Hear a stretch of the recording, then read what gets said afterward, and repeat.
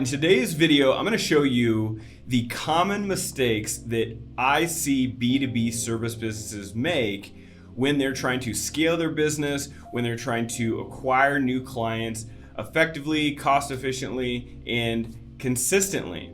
And I know this because over the past 20 years, I've interacted with literally thousands of small and mid-sized B2B service businesses and worked directly with hundreds of them and seen the inner workings of their sales and marketing operations. In fact, just in the last 3.5 years, my company SalesKey has served over 350 B2B businesses in over 65 industries, hundreds of niches, and these range from companies that are doing a minimum of $250K a year in annual revenue up to businesses that are doing $40 and $50 million a year.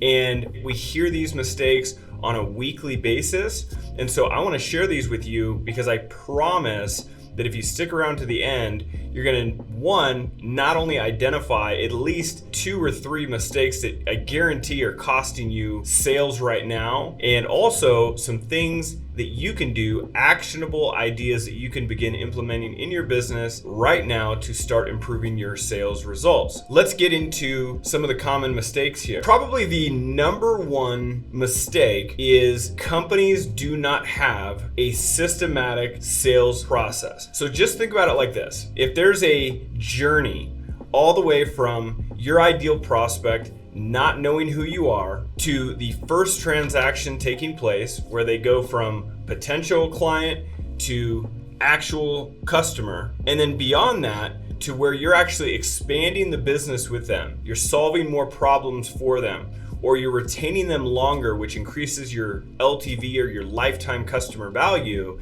and even getting to the point of turning those clients into brand evangelists who are leaving you testimonials, case studies, sending referrals to you so you can grow your business even more. There needs to be a systematic process for every single step in that journey. And that is the biggest mistake that we see as a company on a weekly basis. It's so common, it's crazy. Businesses that are doing 10, 20, 30, sometimes 40 or $50 million a year, and they do not have this figured out. Now you may ask yourself, well, how the heck are they doing 10, 20 million dollars a year and they don't have a sales process?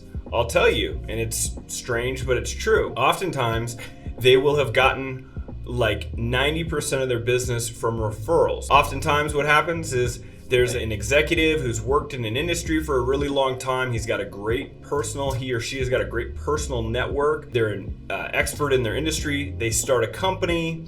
They bring on some clients from their personal network. Oftentimes those are larger clients, which is another key problem that we see, is that companies will have too many eggs in one basket, so to speak. They'll have too few of clients that represent too much of their revenue, and they have no system in place for acquiring new business from the internet, from digital marketing efforts, and no sales process on the back end of that to convert those opportunities into actual clients. So again, just think about that entire journey and all of those steps, and we're going to go through what some of those pieces are. So think about it for a minute. You have your ideal prospect over here who does not already know, like, and trust you. So the first thing you need to do is you need to define what your sales process actually is. All right, and a lot of that is going to be driven by the size of your offer. So let's say that your initial sale is typically, $10,000, maybe even up to $25,000.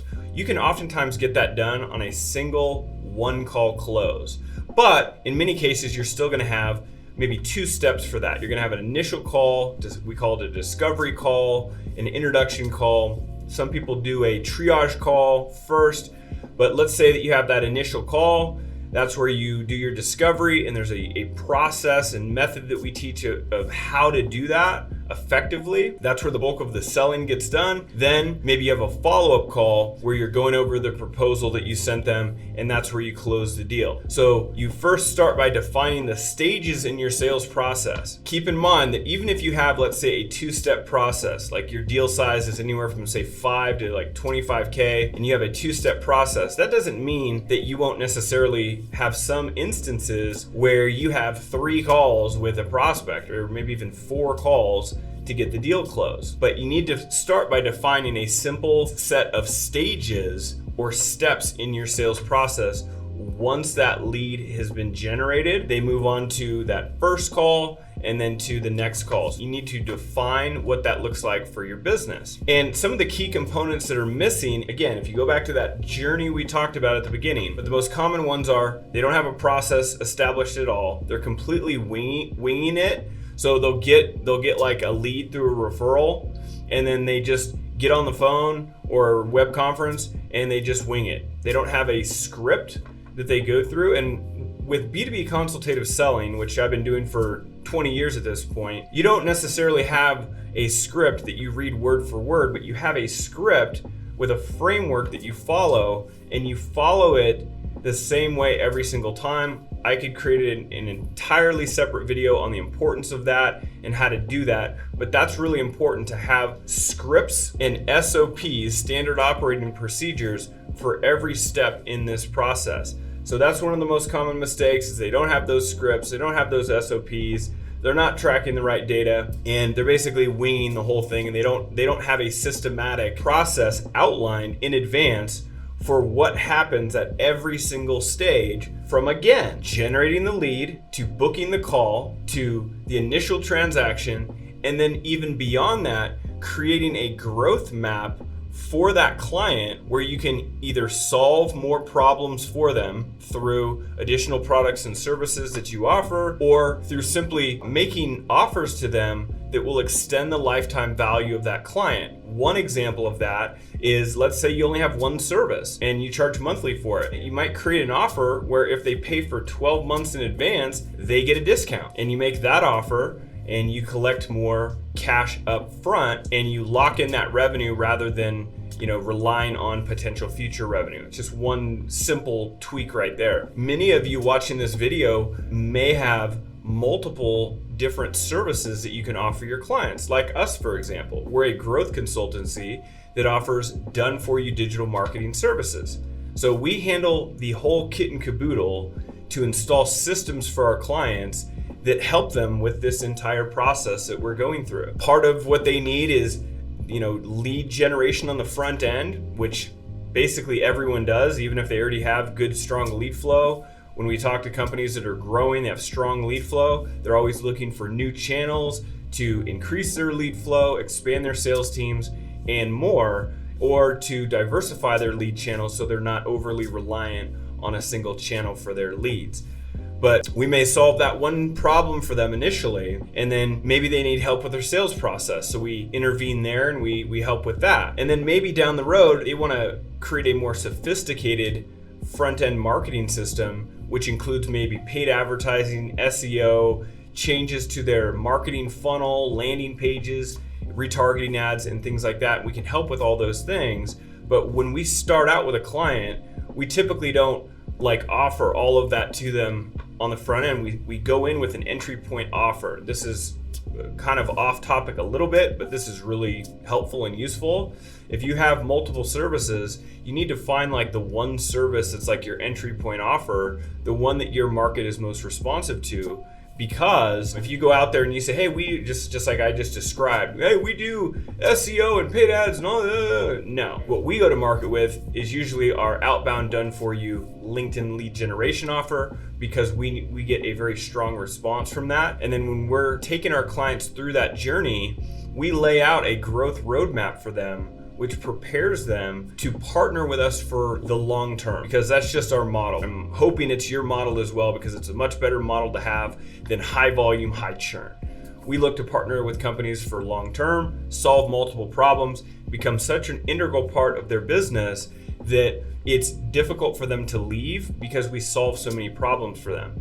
And it's beneficial for them because it's much harder and it takes longer for them to try and hire all those pieces internally. It's more expensive and it takes longer to get the result, and oftentimes they still don't get the result that they are looking for, if they try to go and hire people for it. So same thing in your business. What does that growth roadmap look like for your client beyond the initial sale? What other problems can you solve? You may start to think of different services that you can offer, or maybe even products you can provide that support your clients and solve more problems for them. Because I'll let you in on a little secret here. Clients would rather have more of their problems solved from a single vendor than to go to multiple different sources. They solve one problem over here, they have to interact with this group over here, and then over here they have to interact with another group. They want as many problems solved in one place as they possibly can get. That's the biggest thing that we see. There's no systematic process in place for what I've just described. They're winging it at literally every step.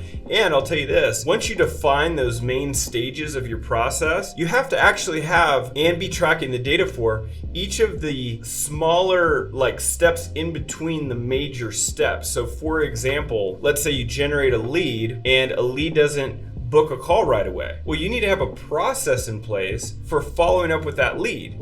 Already pre-planned, a system with scripts and an actual process that you put each prospect through the same way every single time. And when you do it that way, there's so many benefits to that, but I'll name just a few. One is that it will tell you, when you have a systematic approach, it's going to tell you where you need to make tweaks in your process if you do it the same way every time. For example, let's say that you have a script that you use for your initial discovery call, or call number one with your prospect. And you have a systematic way that you go through it, and you keep putting prospects through the same process, and you keep hearing the same questions or objections at the end. Well, if you've done it the same way every time and you keep hearing the same objections or questions, now you can go ahead and you can preemptively handle those in your script, or maybe with a piece of content that they consume before they ever get on the call with you. But you won't know where to make changes in your process if you don't have a systematic process and you're not tracking the data at each stage and micro step within that process as well. So that is the number one mistake that we see consistently. What does an actual systematic sales process look like? I've kind of described that. You need scripts for your sales calls. You need clearly defined stages in your process. You need to be tracking the data. We're going to get into that a little bit more because most companies are tracking the wrong things. And what you need to be tracking is actually very simple data points. Most companies just have nothing in place. Another key benefit of having a systematic process is that it's going to give you and your sales team more confidence when they deliver the script, okay? And they know what to do at every single stage. It's already pre-planned. It's going to give them a lot more confidence, and when they do it the same way every single time, it's going to allow them to master it. Because when they get on the call and they don't have a pre-planned process in place, basically what happens is they start umming and on and hooing and hawing and they don't know, they don't know what to say when they get into this situation. So you need to have all that stuff figured out in advance. As you start bringing prospects through a systematic sales process,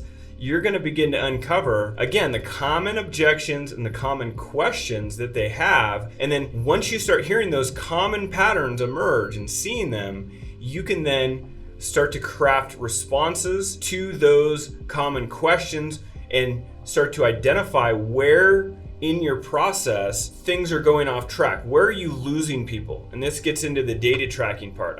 I had this all pre-planned out into sections, but we're just going to kind of flow with it, and it's mixed together, but all the right points are going to get across. When you have a process in place and you're tracking those data points, you'll be able to see all right, we convert this many leads to our call one, but we're not converting enough people from call one to call two. We're losing them between call one and call two. So when you're tracking the data, you can see that and you go, okay, we need to refine something right here. What are we doing to set up call two? What do we do when someone schedules a call two and then cancels? What's our process for following up with them to get them to book again. You need to follow up. There's a reason why there's that sales cliche of the fortune is in the follow-up. There's a reason why that's an actual common saying, because it's so true, and it's more true now than ever. It's harder than ever to even get people to pay attention to your offer in these ultra crowded marketplaces, hypersaturation, everyone competing for the attention of the same prospects. I mean, we've ran over 3,500 lead generation campaigns in hundreds of niches. Guess how many times we've had a client come to us and say, oh, well, I'd like you to target customer service agents. 0. What do they ask for? They want to target decision makers, CEOs, presidents, founders, partners, managing directors, and they want to target department heads of certain departments depending on the size of the organizations that they want to go after. So everybody's targeting these people in the B2B space, all right? Which means that they're getting offers and they're getting messages and advertising from every direction all day, every day. Their inboxes are full. So it's harder than ever to even get their attention, harder than ever to get them to actually engage with your outreach or your ad or your content or whatever it is that you're doing to put your message out to your market. It's harder than ever to get them to pay attention. It's harder than ever to get them to engage, to respond, to even become a lead, to get them to schedule a call, to get them to schedule the next call. If you don't think this is true, just look at your own behavior. Right? How many messages do you get each day? In my inboxes alone, I get cold emails and messages on social platforms. I even have services that I've already paid for that I still haven't followed up with. The company I've already paid is contacting me to take the next steps for programs I've already purchased, and I'm literally so busy with other things that they have to follow up to get me to use the friggin' product or service that I've already paid for. So imagine if they haven't bought it yet, what you're going to need to do. And if you think that this is trending in another direction, meaning that it's going to get easier to engage with your potential clients and to keep their attention, you're wrong. This trend is accelerating. Now more than ever, you need a strong process and you need to continually refine it. So it's going to give your salespeople more confidence. They're going to know exactly what to do at each stage in the process. They're never going to get into that mode where they're like, well, what do I do with this prospect now? Or the prospect's not responding. They ghosted me after the first call. Well, when you know what to do when that happens, when in advance you have a process in place, then you know what to do. And then it's just a matter of percentages. Whether you are your own salesperson or you have a sales team, if you're not recording your sales calls, you're making a big mistake. Here's why. If you have a sales team like we do, your salespeople will come to you during let's say a sales meeting, and you'll talk about maybe opportunities in their pipeline, and they will give you a bunch of their feelings about what happened on the call. Well, I really feel like this was the situation, and I really feel like this is why they're not responding, and so on and so forth. But when you have data and you have recordings of calls, you can make very clear and precise decisions on what actions to take next to improve your results. And sales call recordings are key to this, because otherwise your salespeople are just going to communicate their feelings to you. But guess what happens when I take the time to listen to a call from one of our salespeople? I hear very clearly. It's a lot easier for me to ascertain what actually happened on that call and where things may have went off track when I listen to the actual call rather than the salesperson's like summary or version or story of what happened. I can hear very clearly, and then I can give them specific feedback of like, all right, right here, in minute 26 of the call, here's where things went off track. You should have done this instead of that. But if you don't have those call recordings, you can't make those decisions. And if you're your own salesperson, you need to be listening to your own calls, because that's going to help you improve your skills more than ever. I understand that you may not want to listen to a lot of people don't like hearing themselves on recording, but the reality is that you got to record the calls, you got to listen to them, because you're going to learn more about what mistakes that you're making by the recordings than anything else. So it will decrease your learning curve when you have those sales call recordings to review. And as far as like how to record those sales calls, Zoom has a record feature. A lot of you out there use Zoom to do your sales calls. All you got to do is hit record. The prospect on the other end simply opts in by saying got it. And that's all you need. You don't need to say anything about it. It's very rare that any of our prospects say, oh, well, why are you recording this? Or can we not record it? No, they just click OK. Now, it's different if it's on the phone. If you're going to record on the phone, which we also do from time to time, you got to check your state laws. But basically, you have to let them know that they're being recorded. So it's a little more clunky if you're doing it on the phone because you got to mention it. These calls are recorded for quality assurance. I'm sure you've heard that before. So it's a little weird doing that on a sales call. It's just kind of a little awkward. So it's just easier to use Zoom and just record it. They opt in, and now you have a recording. By the way, totally little separate side tip. If you're recording your calls, another cool thing you can do is you can repurpose your salespeople talking, not the prospect, but like if your salesperson is talking and they make a really good point and they maybe overcome a common objection on recording, you can take that clip, pop that out there as content. Not tracking sales data. Again, even with companies that are doing, 10, 20, $40 million a year, and they're not tracking the basic sales data in their process because they don't have a sales process, or they have like a very loosely defined sales process instead of very clearly defined. And they're not usually tracking the right data. They're usually overly concerned with vanity metrics, how many followers they have on TikTok or YouTube or whatever it is. I'm not saying those things are completely unimportant to like know what those things are. But even before those, what are the basic things that you need to be tracking? How many leads are you generating per month? How many initial call ones? In this example, we're using a 2-step process. So how many leads are generated? How many call ones are booked? And what's the percentage? What's the conversion percentage between lead to initial booked call? Very basic thing that you should track. And then what is the percentage of prospects that show up to call number 1? Because you have a solid booking rate, but then your actual show up rate is too low, then you can make a clear decision based on data rather than feelings about, hey, maybe we need to do something different here because we're not getting enough people to show up for our calls. We're not completing enough of the calls that we do book. Sometimes the issue there, they get the call scheduled and then the prospect cancels or wants to reschedule, and then they don't have a process in place for rebooking those initial call ones. Again, they're missing a part of a larger sales process, okay? And then how many of the people from call 1 not only show up to call 1, but then book for call number 2? You need to know what that conversion percentage is. And then again, the show up rate, meaning how many people from call 2 that book show up. And then you may send a proposal out after call 1 like we often do with qualified prospects. So how many proposals are going out versus how many proposals are coming back signed? And for us, we don't count it as a sale until we get a signed proposal / agreement and initial payment. So signed proposal is not a sale for us. We personally don't count it as a sale until we actually receive that initial payment. So you need to know how many proposals are going out, whether that's after call 1 or after call 2. You need to know how many are going out and how many are coming back. And then, tracking them as, all right, this is a deal 1, we use HubSpot. I'm not advocating for them.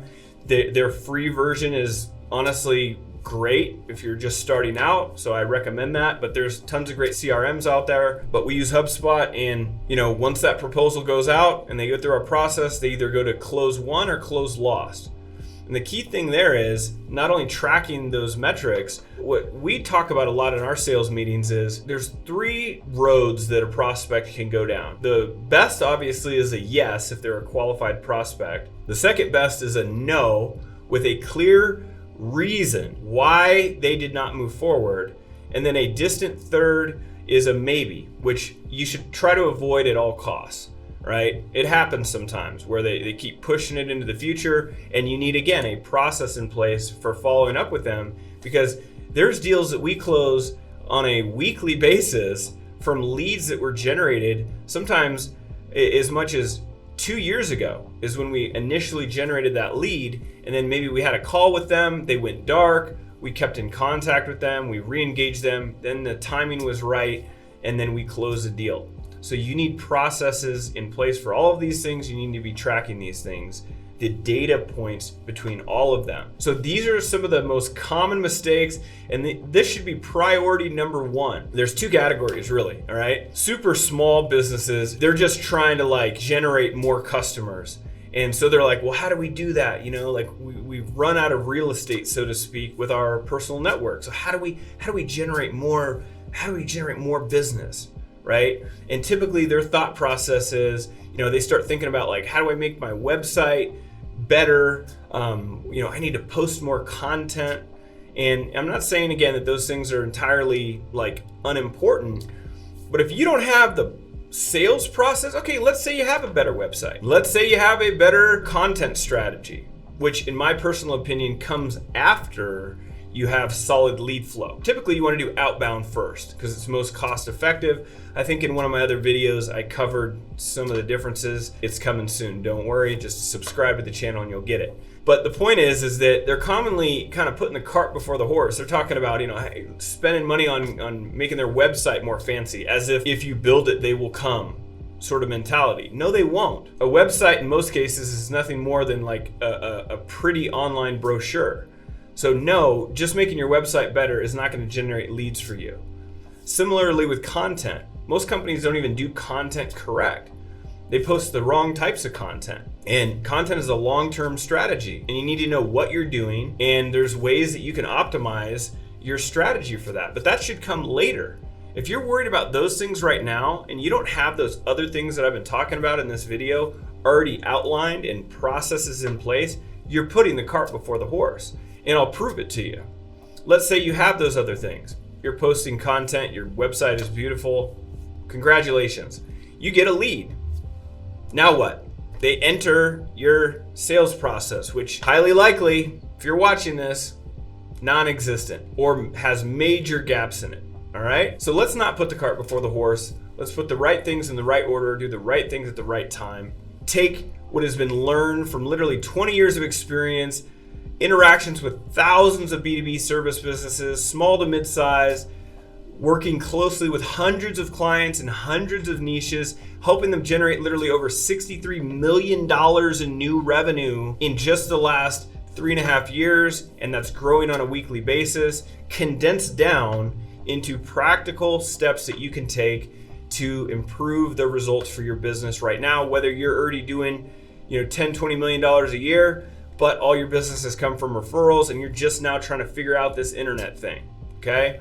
Or you're doing $250K a year and you're just trying to keep the lights on and you're experiencing that revenue roller coaster and you're maybe wearing all the hats and you're trying to get enough revenue together to start building a team out. Whatever stage you're at, you can use what you're learning in these videos to start plugging in some of those holes. And if you'd like our help to streamline that process for you and help you to get this system installed in your business, then reach out to us with the links below, book a call, comment, send us a message. I mean, you can find us, okay? B2BSalesKey.com. If you'd like to learn more about how we can help you install not only a done-for-you lead generation system in your business, but then install those key pieces that you're gonna need once you generate leads to convert them into new clients, and then how to land and expand on those accounts, meaning how to solve more problems for your clients through your products and services to increase the lifetime value of that client, and also how to retain them for longer and turn them into brand evangelists, leaving case studies, testimonials, sending you referrals, and you can use all of that to fuel the front end of your sales process. So I hope you liked it, and I'll see you next time.